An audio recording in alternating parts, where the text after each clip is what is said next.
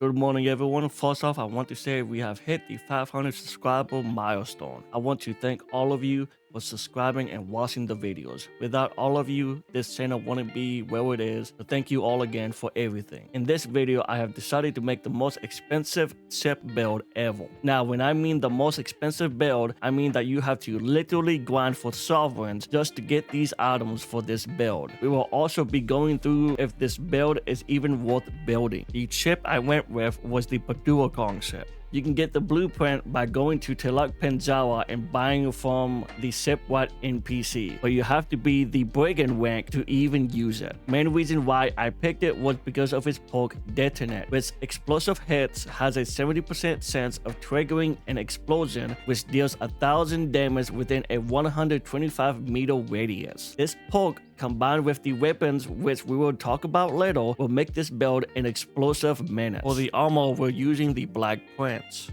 The main reason we are using it is because we need to add some more defense so we can take more hits. Just like in the last video, if you don't have the Black Prince, you can change the armor to the Royal Custodian. Just be aware, you may not be able to take more damage with the Royal Custodian. Now for the weapons, we're using 4 Dardanelles gun. Besides being the strongest bombards in the game, what we really want are the perks Unison and Explosive 3. For the auxiliary, we're using the Thomas 3. With the perk Seize, these walkers with the Dardanelle gun will be able to melt any forts in your path. If you are not a fan of the Thomas 3 because of its reticle and aiming, you can also change it to the Leopold 3. Finally, we can talk about the furniture. Since the PADEWAKANG only have 4 slots instead of 5 like the Bark, we have to be very careful what to use. The first furniture we're using is the Scrapple Station. While the Dardanelles will be doing a lot of damage to the enemy ships, this will help us get some more health from our crew attack. This can be changed to the Scoping Station if you're not afraid of losing a good bit of health. Next furniture is the Rocket Works 1, which will add 90% more elemental damage with the Thomas 3. If you're using the Leopold 3, then use the Mortar Works 1 instead. The next one is the Bombard Works 1, so we can have more damage using the Dardanelles gun. Last but not least is the Lapotence Schematics 1. This also can be changed to the Vat or Volatile furniture only if you feel like you need more damage on forts. For the edit wheel, we'll be using the same exact one in the previous video I made. So we'll have the Health Repel Kit 1, 2, and 3 on the top and the right hand side. Then we will have the Wagout on the left with whatever food you want to use for stamina regen on the bottom. With all of this out of the way, it's time to test this build to see if it's even worth it. So to test this PADEWAKANG build that I just made,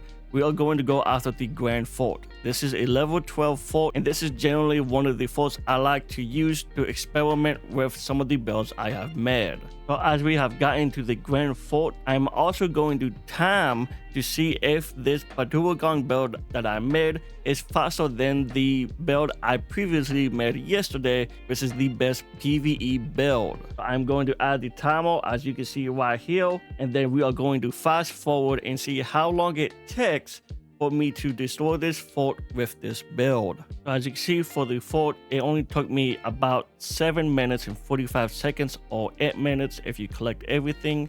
So we are now going to try my PvE build that I made yesterday and see how long it takes for that one. And as you can see, with the best PvE build that I made yesterday, this one took 12 minutes. So even using the PADEWAKANG build I just made, it is way better destroying forts than this build that I made yesterday. So what is the verdict? The verdict is that this PADEWAKANG build is really good. But the question is it even worth it making this build rather than any other build that everyone has made? Honestly, if you have a lot of sovereigns, then I would say make this build, so all of you can have fun with it while also destroying forts and enemies very fast. If you are very low on sovereigns, then don't worry about it. It's not like a mandatory build that you need. But I do hope all of you like this video, and if you do, don't forget to comment below and tell me what you think of this build. Until next time, I will see you all in the next video.